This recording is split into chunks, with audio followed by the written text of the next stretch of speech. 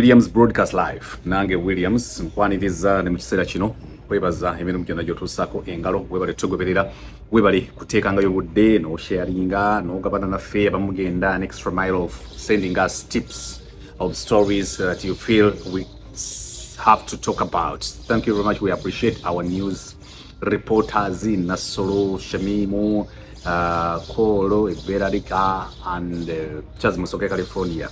Thank you very much, all of you. Of course, Uganda tuzze nate okwogera ebitonotono bye tusobola okwogerako ku bikwatagana n'ebyobufuzi n'obukulembeze mu ggwanga erya Uganda n'ensi yonna okutwalira wamu. Naye nno kitalo nnyo eky'abantu abafiiridde mu nnyonyi, abantu 241 kubanga omu yasurvivinze babadde bava India Ahmedabad gye badde bava bagende e London, abantu 241 ne bafa. Bw'otunuulira story eri ekwewuunyisa, ono yasurvivinze paka katakkiriza nti yasurvivinze. Ndabye Narendra Modi Prime Minister wa India ng'alambula oyo ayasurvivinze. Tweganga naye bamubuuza, how did you survive? Nga the guy could not tell a story of how he ended up a survivor. It was like, actually, one of the statements is like, I found myself alive. I saw people dropping dead before me, and me seeing myself alive again was a miracle. That's why I got up and ran away. So, ng'ovudde ku bano ebibiri mwana mu abafiiridde ababadde on board, kati ate wabaddewo hostel eyo ennyonyi we yatomedde namwe mulimu abayizi abafiiridde. Muso kwegamba India eri mu kikangabwa eky'amaanyi ennyo era nga kibi nnyo bambi kitalo nnyo. Ndabyeyo famire ey'abaana babadde ne bazadde baabwe. Jjukira wano waliwo ebifaananyi before take off abantu bye beekubisa bu videos obwo n'ebirala. Abamu babadde bagenda London kujaguza kusoma, kumaliriza kusoma kw'abaana baabwe. It is a tragedy. So tusaba Katonda emyoyo gy'abagenzi agira muze kisa n'abantu abafiiriddwa abantu baabwe nabo Katonda abagumye. So ebyo byabadde e India. Mu United States of America, of course, ebyaffe Donald Trump akyatutwalaganya. Kati ennaku zino olaba abantu abamu baba bali mu court session zaabwe eza immigration, kakati ate aba ICE bo babeeraawo nga bakuumye mu nkuubo nabo babatwalaganya. Kigambibwa nti kakati families ziri mu separating, omwami aba yazze ne mukyala we mu kooti ate omutaddayo omulala naddayo. So ebyo bikyali mu United States of America. And still about the US, Donald Trump and Elon Musk, of course, are still at loggerheads. Era bakyere paganye bwe bati boogera ebintu byabwe. Abamu babiyita byabufuzi bagamba Donald Trump ne Elon Musk mukyalima akambugu ky'abasaza mu kabu muli mu kuzanya ebyobufuzi okutubuzaabuza. So that is it with the US and the other story of India. Waliwo Massachusetts awe Boston nalabye JetBlue nga nayo eskidinze from the runway ennyonyi. Ndabye another plane nga nayo egadde operations zaayo kwegamba ennyonyi of late. Business y'ennyonyi si yenyangu ennyo ne transport y'ennyonyi si yenyangu ennyo. Abantu beeraliikirira. Nze kimu ku bye nsinga okweraliikirira ku nnyonyi ng'esituka wano. Nze mpulira ng'ezitoowirirwa and I'm like bannayo banjiyambeko.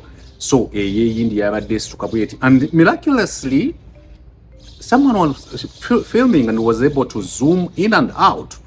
Ennyonyi eyo yabadde esituka bweti. Waliwo bano abaana abakwata camera, abakwata footage oyo ng'ennyonyi taking off ng'ebulirayo. Kati omwana yabadde ku kamera bulungi nnyo. Ennyonyi eri bwe yabadde egenda okukkirira bwete eyingire mu hostel kalina bweti, omwana n'azoominga ne in bwati. However, yabadde tasobola capturinga the actual kutomera egundi eyo hostel. So kibi nnyo, kibi ddala. Mu Uganda amawulire gakyali mangi, naye bwe tuba twogera ku byabufuzi in particular mu Uganda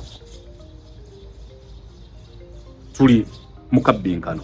Akabbinkano ke twasinga okubeeramu ewaffe naddala eggumba kabanga kakwetekeratekera Idi ey'ebisolo, Idi endala ey'okusiiba, newabawo Easter, Christmas is wisdom zabanga za kabinkano kati ne Uganda akabinkano kamanyi nnyo abasichimye empapula nabakutegeezeza bazikimye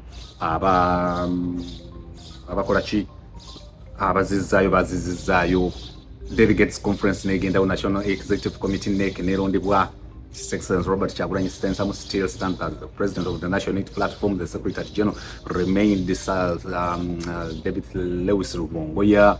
The vice chairperson, the spokesperson remained Joe Senyonyi. The Sabakunzi, chief mobilizer, is now responsible for the international relations. That is the chairman Nyanzi. They got another mobilizer, chief mobilizer. So I like the how organized they are, the National Unity Platform.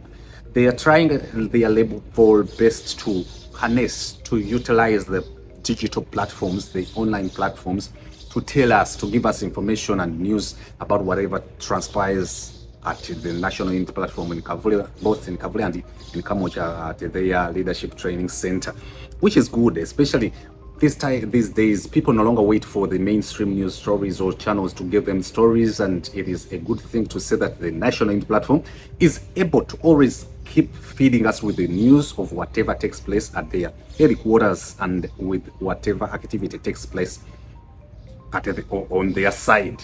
I've seen many youths, especially the ladies, having positions of leadership at the National Unity Platform.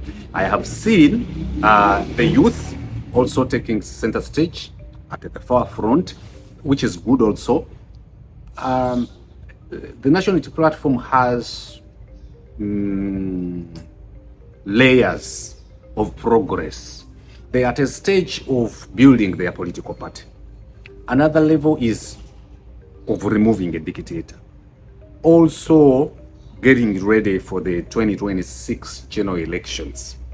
But looking at how they are building their political party, it is good to always involve the foot soldiers. And normally the foot soldiers are those people, the young ladies and gents, who keep pushing on the ground. And when if you are able to make them a part of your leadership, that is a good thing.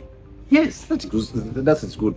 And normally for me, when I am following up news and activities or whatever takes place at the National Unity Platform, I try as much as possible to be a journalist and an analyst.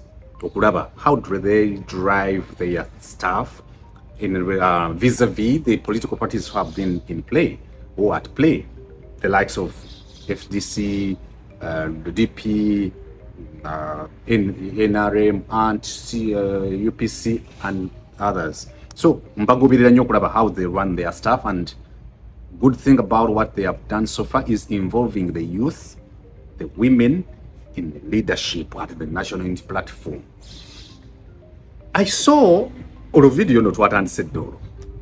Whenever I come with an episode on this channel, just like on other channels we have, I bring a variety. It is always a magazine show where you open a page and you're like, oh, today is talking about Donald Trump and Elon Musk. On this page is about the air crash in India. On this page is like the budget was ready again by Kasaija. On this page, Yoweri Museveni, the general of UPDF and NRM, appeared in a video clip with sounds of himself saying that he's a modern king who is able, who is at liberty to give out money, but not giving a recommendation to other people to also give money. So bwetu bwetutambula era bw'obadde oludde ng'otugoberera wano ku Williams broadcast, even when we are still Greenland broadcast, that's how we do our stuff. Some stories kutuyitako ne tujja ne tuziwawaanya wamu. So ndi ku National Unity Platform nti bw'ogeraageranya ebibiina ebirala bibadde bitambula otandika okulonda muno gae wano bawa credit. Running a political party is not an easy thing. I try to take time to read about how political parties are run, organized, are built, how do they get firm foundations. Si kyekyangu bw'onawuliriza bino ebibiina eby'amaanyi, Chama cha Mapinduzi, CNA in South Africa, babizimba over time. It is not just a matter of an overnight success story that you can register. So the national platform has that road they're walking towards a okuzimba a political party. Of course, they have challenges, just like any other political party. At least at that, it is good. However,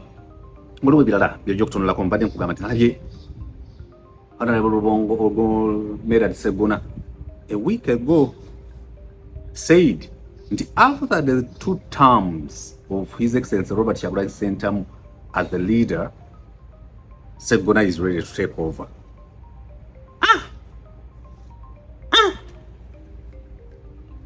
Awo Nasolo reporter wa channel eno manyi yajja na busungu nawe yogundi Shamim actually Shamim yena mugambye then Nasolo temukyalina qualification natera obbagoba mu newsroom temuli moderate, you not practicing objective journalism, muja already biased. You're unconsciously biased when it comes to news attached to the national unity platform. And they came out and was like, we saw them, we already know them. How can he even point at the chair of the Fountain of Honor? I was like, are you removing a dictator or grooming another dictator? A dictator is the person that no one can stand to challenge. If Segona is saying that after the term,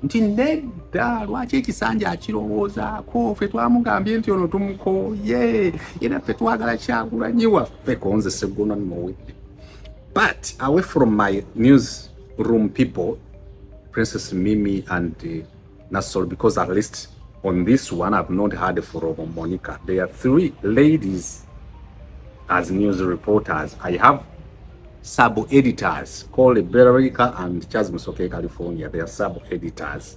Sub-editors are the people who give stories, or I'll tell Nasol, Mimi and Monica to bring stories, give them to these 2 people before they reach my desk as me, the chief news editor. Ku channel eno zenyi nokusigala nga ndi wa amaanyi nga ndi wa kitalo kakati nguvudde ku kyaba reporters bange kyeboogera. Made that Sogona made a statement at a wrong time politically, not at the right time. Of course, democratically, he has liberty, he has rights, but politically, you don't make such a statement. You don't. It shows a lot of stuff. It shows that you have interest. And whichever statement you make or challenging the leader will be like, after all, you have always wanted to stand as the president. That's why you're criticizing him. Also, as you're still struggling to remove a dictator, why you look at someone who's a chair? Why you are a chair for Kyagulanyi at this time? You put us at tiptoes. Otuteka kubunkenke Segona, and we start to be like, Segona byakirowoozezzaako okuva ddi paka bwakyatudde. Segona yagala kwesimba ku kibiina ku kikulembera oba yagala kujja nga presidential candidate 231. So that's how politics becomes agony and ecstasy sometimes. It is bitter and sweet at the same time. So it was a big statement from Medad Segona telling us that after the 2 terms of His Excellency Robert Kyagulanyi is willing to come. Democratically, it is right. Politically, wrong. And of course, Peter Mukasa will be like, William Mbagamba, are you removing or grooming another one? It is a question. But to me, Segona made it a statement at a wrong time, wrong timing for such a statement, especially as you're still. But that is okay. Of course, there are statements one will make, bwe tuva awaawo ebirala bingi nyo bigenze mu maaso nkutegeezezza State of the Nation Address. Yoweri Museveni, the General of UPDF and NRM, made a State of the Nation Address. Of course, if you have been around and listened to his addresses, and as far as the status quo is concerned each year, sometimes you will predict his communication. He will come, tell you how security is still a fundamental factor that is helping Uganda move forward in regards to economic growth. He will tell you you have to emphasize security in order to boost the economy. He will tell you that the security Uganda has is the reason that Uganda is progressively enjoying the economic gains in the East African region. After the State of the Nation Address, then the budget reading, they will come. The humorous Saija Honorable will come, tell you that now the strategy is about the modern agriculture. They will tell you emphasizing security is key. They will tell you digital and, of course, monetizing Uganda's economy for a better success story, for better success story, for success economically. Chona nyo. Nti economy ya fe Uganda bagera monetizing. Monetizing is producing, generating revenues and gaining tangible cash.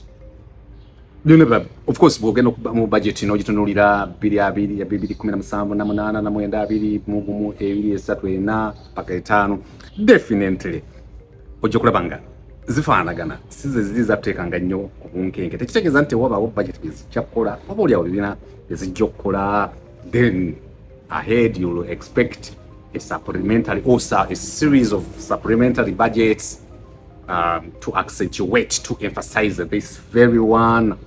So the budget is already out, and definitely the budget does not only mean expenditure but also ability to mobilize funds to support or feed the budget.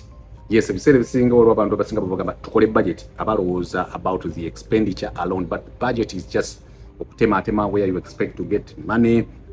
So now so the budget is out. But then definitely I understand some people on our channels like this one don't need details. Castogena statistics of gross domestic product, that is GDP, per capita income,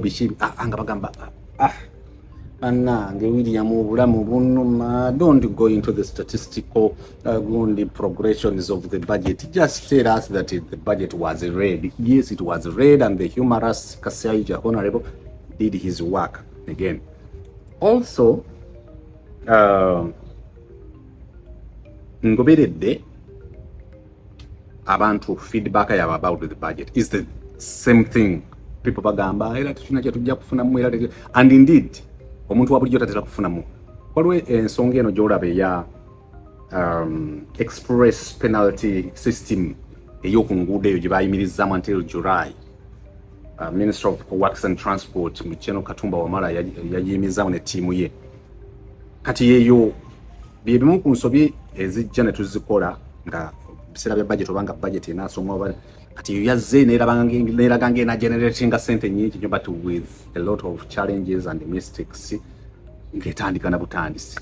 Ebyo nagenza obbiraba nga bagamba mbu eri gye bagenda e Russia okukola benchmark n'abamu nnyini abajja mbu bagenda okuyambako ku rolling out the express penalty system on the road. Mbu ate bamunda, mbu ate muganda wa kizibwe ate yenna nyini company in Russia, ate kizibwe wa muganda wa senga wa kojja. And you're like, that is the Uganda we have known, definitely. And until when? Really, until when? Also about the express penalty system, walabyenga abantu bangi nnyo abadde bawuliranga ensonga ezisinga ezoogerwako nti zibeera za byabufuzi nga bavuddeyo. So I get confused. There are issues talked about by political parties or leaders of political parties or leaders in political parties and the other people will remain complacent, laid back, be like, I remember a few political leaders talking about the same issue as it was just days for it to roll out or launch. Abantu never cared until we botwa. Iti botwad. When iti botwadi and the botwadi, people were like, wowe. And eventually, of course, it is on a standstill, postponed until July. Ebintu bingi nnyo bigenda mu Uganda ebisinga ne ku express penalty system EPS ebigenda maaso naye nga we remain laid back and bothered, turning deaf ears, blind eyes, naye nga bigenda maaso nga ate bikukosa nnyo. And ebintu ebyo biseera bisinga baba basoma budget ne state of the nation address tojja kuwulira nnyo nga babikoonako. Nalabye General Yoweri Museveni nga alina gyali eyo badde lyantonde nga akaza aba parish bugagga modo parish modo bwe sente zalagawa obukumbi bwali bumbika minister jangu oyogere yani yabugabirani gwe wazifuna gwe tewazifuna. That is micromanagement. In a human resource, micromanagement is when the focal person, the leader at the top, comes down to handle issues at a root level. Kubanga, it means the guy is not getting feedback timely. He's not getting weekly reports, and is not, of course, the weekly reports are supposed to go to Kasolo, who is the microfinance minister, then the monthly reports to the minister, then the quarterly to the cabinet or president, and there is that weekly meeting of cabinet sitting where at least the president is supposed to be getting some feedback on such a project. Naye lwaki president amala kutuuka lyantonde ate nakola? That is micromanagement, and micromanagement with two branches: one, divide and rule, and propaganda attached to damage control. Normally leaders will do that. Ensobi zaakoze eno ku level ye eya waggulu ajja n'azikozesanga tool of propaganda and damage control, then ne divide and rule. Agenda okuvaawo awo ng'abaawo namulaba ng'ayisa owa poliisi, gwe lwaki wona abantu ente zaabwe zibula? Come regional police commander Masaka, tell us. Sebo, because we said how many dogs, police dogs do you have? We have one, and to me, one dog for a district with a dog be able to sniff. The dog will tired. The dog will become tired. He will not be able to sniff. Will sniff for chips, chicken. Will sniff for burger. And by the time it reaches Amatoke, it is tired. For a whole district to only have one dog. And the policeman emphasized, yeah, sorry, Your Excellency, we only have one dog. And for him, it was like, how fail? Why do you fail? Why do you fail? Why do you fail to call out? Do you go on radio stations telling people you should always pass information through radio stations? Yes, see, we go and tell people. But do you pay for the airtime? Of course, it is mandatory as per the Uganda Communications Commission Act 2013, and under the minimum broadcasting standards, you're supposed to avail airtime to the government agencies, especially when it comes to police, police, keeping law and order. Avail them time to talk. Nayinga Jaja is driving or flying at a different wavelength from reality. Nayajja n'abatisa n'abakanga abamu ne batira n'okufira. And Chiwanda Subi, the interpreter, is acting as that akana mutabani wa mimi oyo abeeraawo mami nga ali mutugamba bwe baana mmwe baki temwalidde enkoko maama nga yafumbye bijanjaalo kati Graham is like mami ababuuza nga naye ne Graham akimanyi mami yafumbye bijanjaalo kakati ono Chiwanda is satirical sometimes whenever General Yoweri Museveni say the thing. Chiwanda would be like, Jango bitebye, president yakuyita gowa police, but indeed Kiwanda knows that Jaja what is telling people to commit. Jaja is a part of whatever thing that takes place, and the Jaja cannot issue obuwumbi obo and fails to follow up until when he will go to Antonde. Jaja Museveni, why do you lie? Why do you lie? Why do you lie all the time? So to me, that is micromanagement, nova kumirimu jeri no wano wansi. And probably also it is you who is failing your system, cutting muscles of your system. Gosobola okujja obeere a star. For the management tukimanyi. Top leaders definitely will play their divide and rule okubawula kati agenda okuvaawo Yoweri Kaguta Museveni Jaja wa UPDF NRM nga amaze obbawulamu chief administrative officer, amaze omwawulamu ne gundi ne DC, amwawudde ne gundi bonna beekyayi. Ye Jaja ngadde e Kampala ng'agamba because ayagala bakuwatagane. Ekyo kyabadde awanda was like nedda Jaja nedda etudda mu bumyufu. I saw Moses Ali delivering a speech after his victory when he was elected to be a district chairman in NRM. But when you look at our elder Moses Ali Honorable, he's not in health shape. He's not health-wise in shape to lead a district, an entire district, as the chairman in NRM. Was the NRM chairman. But again, due to malpractices, corruption, divide and rule, micromanagement, and the etc., the guy came out a winner. And before you know it, he's having a ticket of NRM to stand as MP. And obviously, surprise, he's the winner. He wins, will go to parliament. But according to how you see him elsewise, is he able even to say a word at plenary or in corridors of parliament? Does he even know what took place at plenary and in committees, be it corridors of parliament? Does he even know what took place? Can he give you some order paper outlines or answered or etc that took place in the Chisanja that we are concluding one time for him to tell you, luliku order paper twainake mwanyi? Is he able to tell you that? My answer is no. But again, tumulemezaawo namuvunulira omulaba ng'envunula gyavunula agamba naye Jajja kuvunulira nkuvunulira naye olimba Jajja vaawo and amugambeko atya.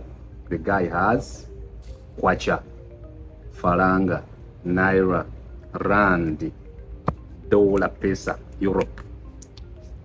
Once you have that, definitely you'll do stuff you want.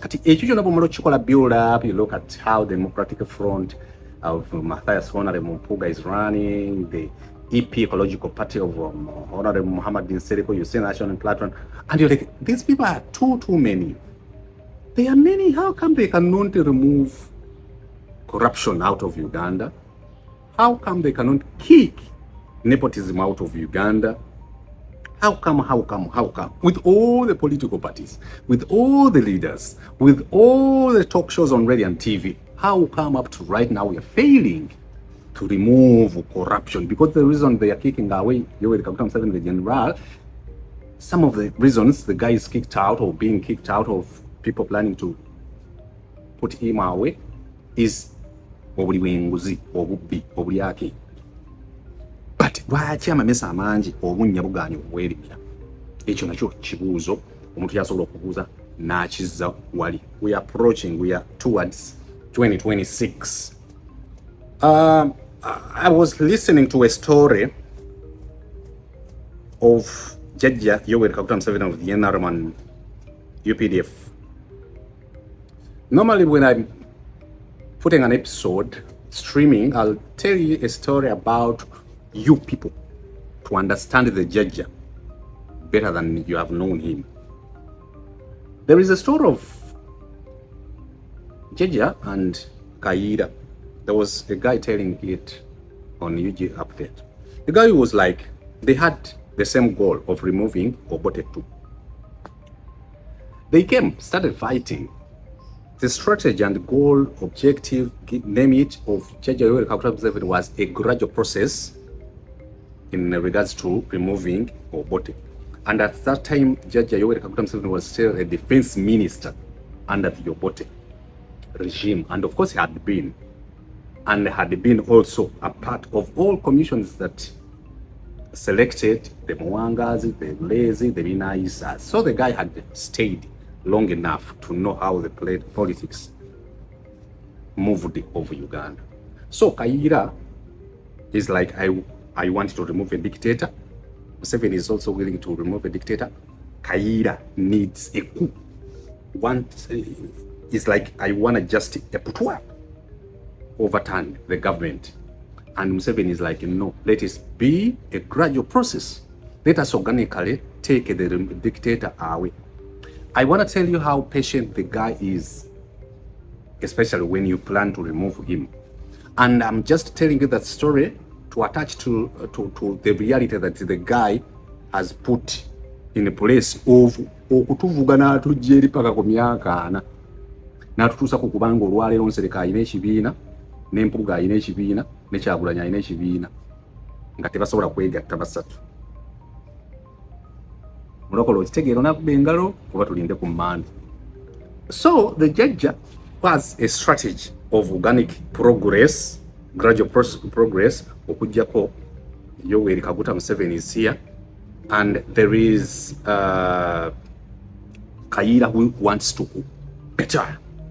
You know what happened? According to the guy who was testifying, who is a Kadogo that participated in the NRA Bush War, was like, Kayiira took his path. Yoweri took his path. One time, Kayiira disagreed with Yoweri Kaguta Museveni on how to do it. They had a meeting with General Muhammad Gaddafi.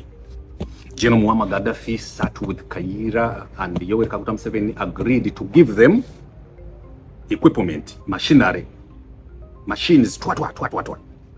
He was like, I won't participate in your removing a dictator, but I'm willing to give you all the equipment you want, the tools to use to remove Obote as a dictator. So they have met Gaddafi, but already had disagreed on the strategies, the approaches. What happens? One time, Yoweri Kaguta Museveni arrested and detained Kayiira. Kubanga yenga agamba twagala kujjako dictator. Naye ebintu ebyokola bijja tuleetera obuzibu. Tusobola mujjako balina emitwalo 5 egy'amagye plus fete tunaweza yadde omutwalo. Putting together abayekera boyina nange bennyina. Okitegedde gwe Kayiira ti yagenda ola Kayiira ajja kuyiwenva n'abaka Kayiira bweppa n'amuteeka mu kkomera. Kayiira bwadduka emisinde ng'amutadde awo. Yoweri Kaguta Museveni mbu n'atumya mukyala wa Kayiira. Bw'atumya mukyala wa Kayiira ebimu ngatta story gye badde ayogera ebitabo by'ensomye ne videos zendabye okulaga bambanga abangi to tell you that story. Mukyala wa Kayiira n'ajja wa Museveni n'amuyamba okudduka agenda asisinkana ebbaawe. Museveni ye n'ahanika olutalo lwe ne Kayiira n'ayita eri their enemies now. They want to remove a dictator. Emmundu zigenda okujja asuubiziddwa okuva ewa Gaddafi. Kayiira is the receiving the guns.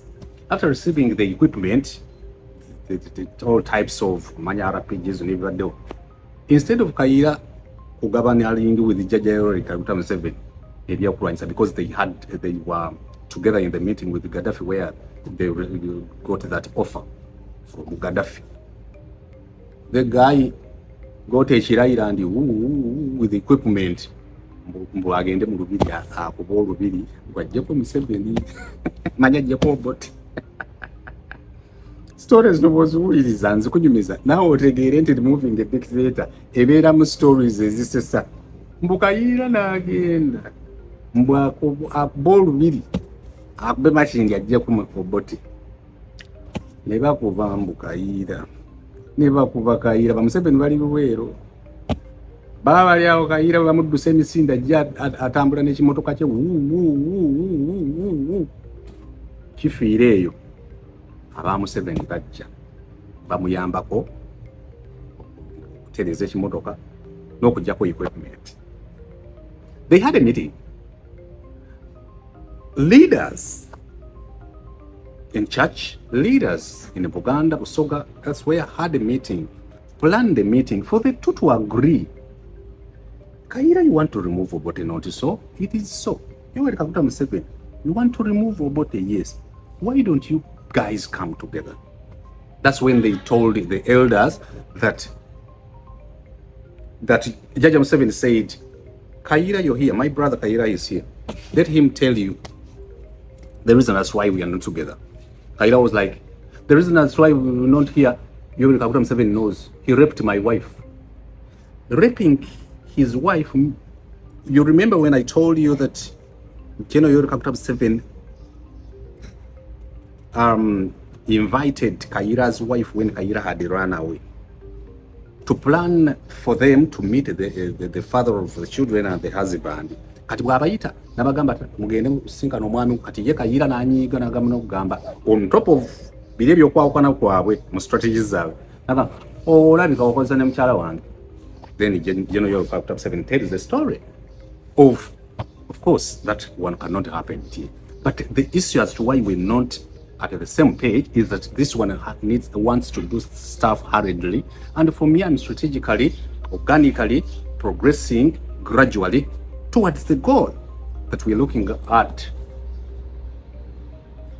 Ebyo byonna lwaki mbikuwa Kayiira ne Museveni balina ekigendererwa kyekimu, naye jjajja alina kike ne Kayiira alina kike, n'enkwanga nno tomwerabidde. Ne bavuga removing Obote. Ebyo ebiddako awo biwanvu, and it was not and it is the thing. Osoma n'owuliriza waliwo channel yatenze mpadde information mulungi nnyo on top of abalala bye bampa bonna abaali mu lutalo patirisi byampa n'abalala bonna bye bampa nti removing Obote was not an easy thing. Naye ekimu ku bye reading about abajjako Obote bintu bibiri: obumanyirivu, okulemera ku nsonga ng'olina gy'otunula. Ekyokubiri n'okukozesa ensobi z'abali, because abakyolina abalango bwe bamala okwekuba nga banyiize after ejje lya Museveni okulumba Kayunga ne bakuba banka, baali banoonya ssente mu ddwaliro ne bakuba banka nga baagala ssente, ne bakuba seefu ne zibalemerawo ne gye baasitula okugitwalira ku kiroole bazisaanukulira eyo ne basanga nga mulimu byapa n'obusente obutonotono. Waliwo abajaasi ba Museveni abantu be baakubira awo ne bakuba bangi nnyo. Kati emirambo egyo ne gisukka obungi, sijjukira bulungi oba gyali abalango oba gye abakyoli. Bwe gisukka obungi, bano abagisangawo Obote ne baga ate tulina gasitula gino gitwala, because mu lutalo kiba kirungi nnyo. Abafiiridde mu struggle mubasitula ne mubatwala abantu abanabeera ekijjukizo, mbu bano bo baabookera awo baakubakumako petroli. Bannaabwe ne banyiiga kuba bano abaali basinza okufa baali ba region baggwanga limu, sijjukira oba bakyoli oba balango, bw'oba oli mugoberezi wa byafaayo osobola okumbuulira. Ne beeyawulamu ne bagamba lwaki tufa? Why we die in numbers? We die, you petrol us, you put petrol and burn a wounded, a dead body. No, baziola lokero, chokero, mudeno, naffe tuddeno. Okweyawulamu kw'abali okw'abakyoli n'abalala, bw'owuliriza bamigadde n'abalala bagamba kyabakolera ng'ekyamaanyi ennyo. So whenever you get divided, kyabakolera nnyo n'amababi bapondoose ne bongeramu amaanyi ne batandika their strategy eyo gye baakola nti tusike paka Lubigi, tusike paka Kyengera, tusike paka, ne basika paka ku buli kitoogo, bakasirye eggwanga ne bagenda okutuuka abagitaani awo. Nkawera kino effirimu bagimbanyumiza firimu olwawo college eri awo andibe Kyengera naddamu ne mbijjukira kasita ne bano tebabyagala nnyo bembadde mbinyumiza nange ne bawangula olw'ensobi y'abali naye nga tunuulira jjajja ono ntera nnyo gamba Princess Mimi nti jjajja ono if you're supposed to remove jjajja ono olina okubeera n'amasasi mangi ag'amagezi okumanya n'okutegeera ono gwe mulaba ono omuntu ajja n'agamba by this time I'll have crushed the opposition, and indeed the guy crushes the opposition. Naye ng'olowooza akozesa ki? Kati n'akigattamu ekirungo ky'okuba nti aba Central Region kyonna bakiyiwa mu ttaka waake. Aba Central Region nti William yalina microphone ennungi aba tayagala gigamba Mordecai Mulisa. Kozi Mordecai Mulisa musheshe. Mordecai Mulisa bw'aba alina microphone ennungi nga tayagala gigamba Jebbi Muwonge. Jebbi Muwonge bw'aba alina microphone ennungi nga tayagala gigamba Aputo.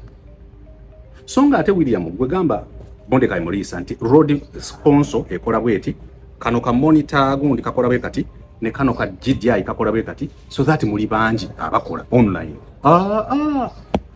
Bo bagamba bugambi kati tukiyuze nga akiyuza nga akitwala eno, and the moment you be like no Democratic Front Ecological Party Nsereko Mpuuga Kyagulanyi kyajja babasobola kivaamu ayali ku kadi ya Nopu Joyce baagala omulaba zeta yambadde ready yadde akakofiira kati ate is affiliating with the Democratic Front. There is conflict of interest n'agamba nendo zeno kadi gye nasobola okuva kakati ekivaamu Mpuuga nga abeera awo nga naye ajja kujjanga president maybe ne Honorable Nsereko naye nga agananye ajja kujjanga president wa Ecological Party nga side eno wafutukayo Robert Kyagulanyi Center mu National Platform. Ababazi abalungi bo kye baakola okimanyi bonna bakkiriza mu bulumi ate nga n'okupampingibwa kwali kw'amaanyi nnyo okwaba Israel Mayengo abagamba nti kakati ffe waliwo Semwogere waliwo abalala bonna because bano ba Muwanga Lule binayisa balina n'obutakkaanya ne batuuka n'ekiseera mu meeting nga bayombera yeze zaali na Europe. Omusajja agamba ndi batandika okulwana kakati ono ali kwere binayisa nnyo akasigala mbwebweru n'agamba kakati nze sijja kugiyingira mu meeting kubanga aze kakati oyo Lule kakati nze oyo Muwanga ate nze kale okay kale tulonde Museveni atukulembere mu lutwa balono.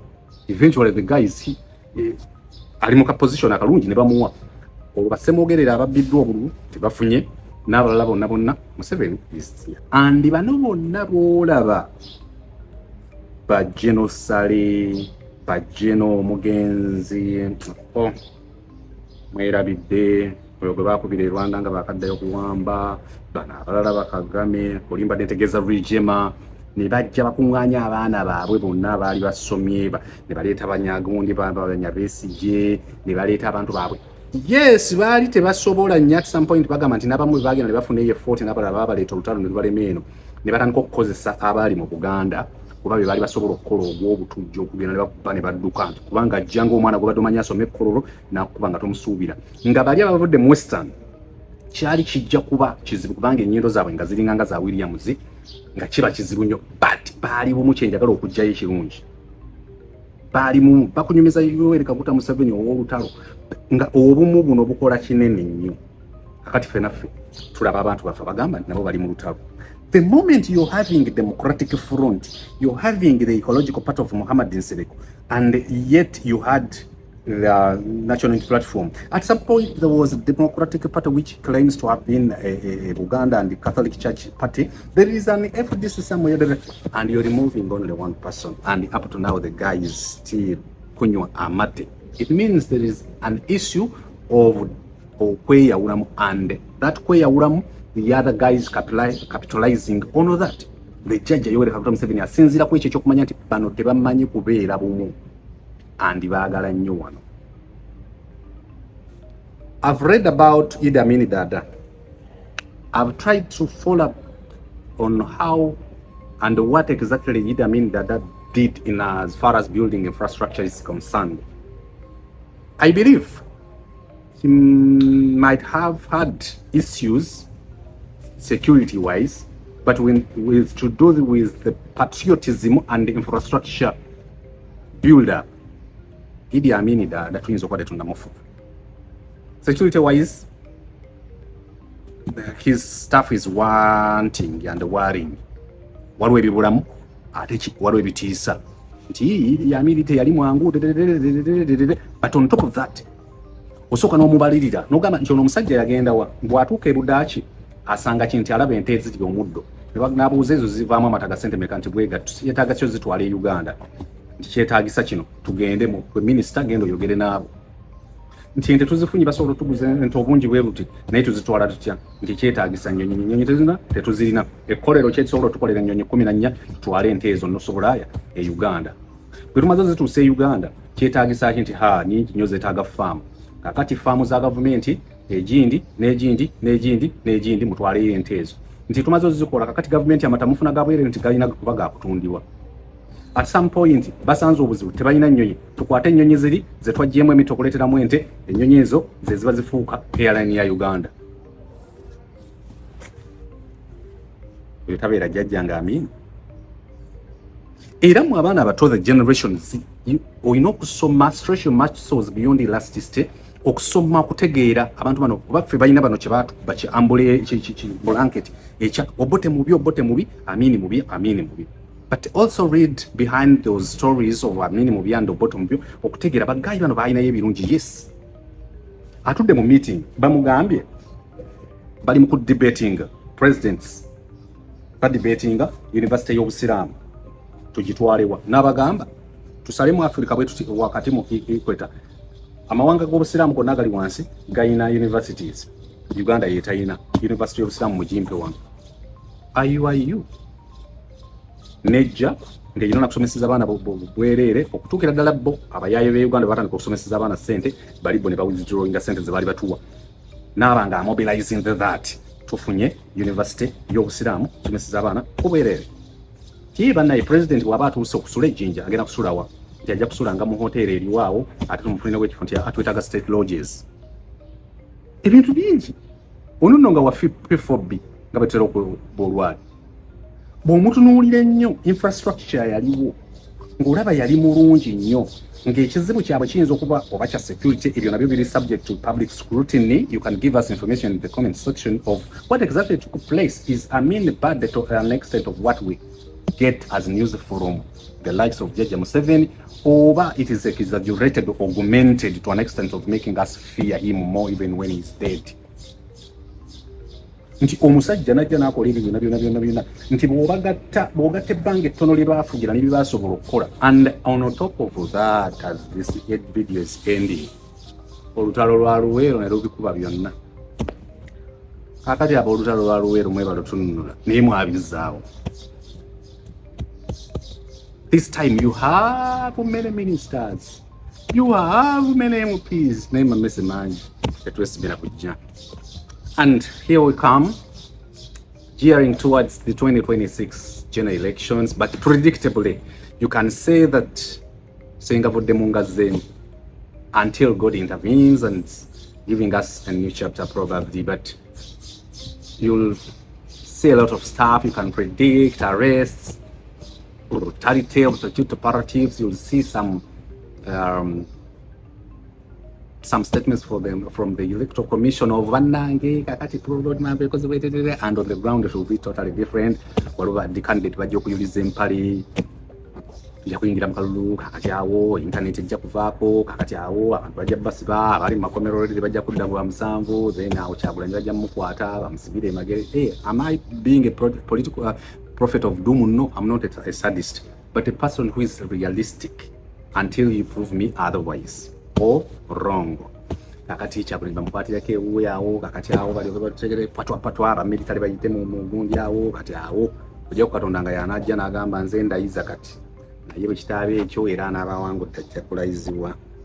Bw'analayizibwa awo kati bumalize era tuddeyo mu I'm Williams, this is Williams Broadcast Live. So byonna mbinyumira binnemerera n'embirekawo, but take home is obumu gemaanyi.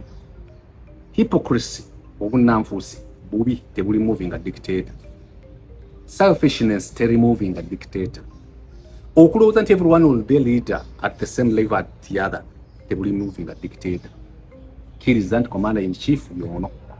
Kasita okukkiriza nti Yusuf yasinga amabbaakayana bakayana ibagamba kakati ffe olooto otya ekirooto nti ebisiki byaffe ebyengano bikuguddeko nga bigwa bijoge tumutte basanze abatunda abagula abantu tumusuule mu kinyawo n'agaba naye tumutunde waakiri tukasuule eyo kamanyira ni kasekalootera ekisiki kyako kigwa ku ffe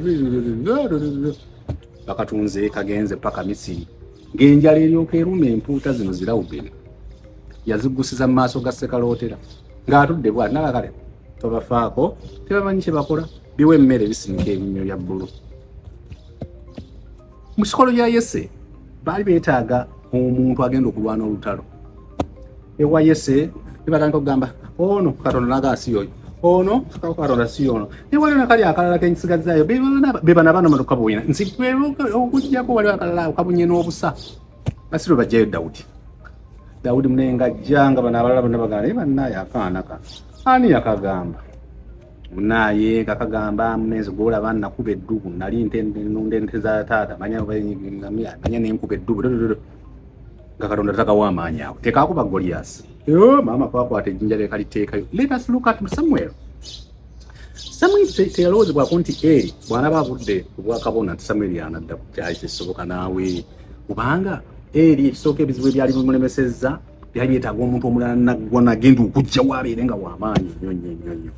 Kakati Samwiri Katonda ng'alonda Samwiri eri n'azuula mangu era akaana bwe kajja ne kamugamba owaye mukama wange mpulidde omuntu aŋŋamba nti Samwiri ampita eri n'agamba ono omwana leka yagenda okudda namuga bw'akuyita agamba nze nzuuno omuddu wo.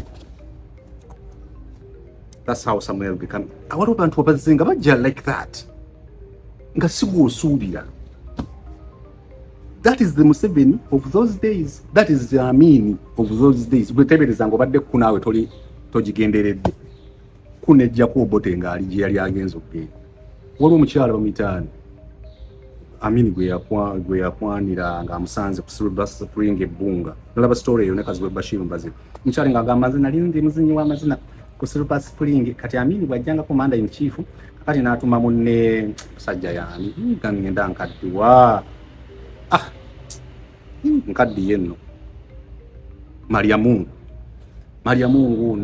kati tantumira Mariamungu n'angamba nti bampi tebagenda kumpa mulimu nagende wa Amin nga muwanvu nnyo bw'ati kati bwe ngende wa Amin n'angamba mpa ayagala kumpa sayanda badde nga togamba banne ebintu ebyo nti nina yenda kukuwasa kati awo n'atandika n'angamba era ngambe bazadde bange kiba n'agamba kimuditire kati Amin awo ngamba tewalinayo boyfriend boyfriend yinza okuba yaliwo naye munaye era kisinziira ku commander in chief ne boyfriend munaye bwoba era naawe oba okiraba kati tulabikyali awo nga tebinnagenda nawalawo bampadde yaŋŋaanye okuzina amazina ku Silver Spring omwami Amin yali mulungi nnyo bwaŋŋaana amazina ku Silver Spring naŋŋampa ebintu bitwali bazadde bange nampa ne ssente ez'okukozesa mba ndi awo nga Mariamungu aŋŋamba nti wabiwulidde kuba nze nawulira bagamba Amin awambye nga simanyi nti yoona Amin munnange nga Mariamungu aŋŋamba kati ebintu bikyuseemu kuba kati omukulu ati kati ye president awo bintu benfuka fasi bale omukazi oliraavu yamuli ku maaso ng'anyumya ku Amin engeri gyefunamu miraculous oba president kamba kujja abadde akola nze president nga ye president era Amin n'atuuma omwana oyo gwe yazaala n'amutuuma Mwanga ono omukyala gwe yazaala kuba mama wa Amin yali yamugamba nti Abaganda baatuyisa bulungi nnyo jjukira Amin ate gwe batumye mu 1966 okulumba olubiri naye ate alina kiri ekyafaayo ekyamamu kyemugamba nti bano baatwaniriza mu Buganda era bwe yazaala omwana n'amutuuma Mwanga. Yeah, I have to tell you stories. Actually, I want to tell you also a story about the Thunderbolt operation of Israel. Ngejja okukima abantu baayo entebe awo. Yeah, some stories mwino ziwulirako but abantu abasinga oba tomusuubira kati ekitusumbwa mu Buganda because this time it is eno tani ebadde ya regions eziri awo especially Buganda naye Buganda omuzanyo gugiremi and Buganda has always had the chances to lose. William byamawanga kale byabika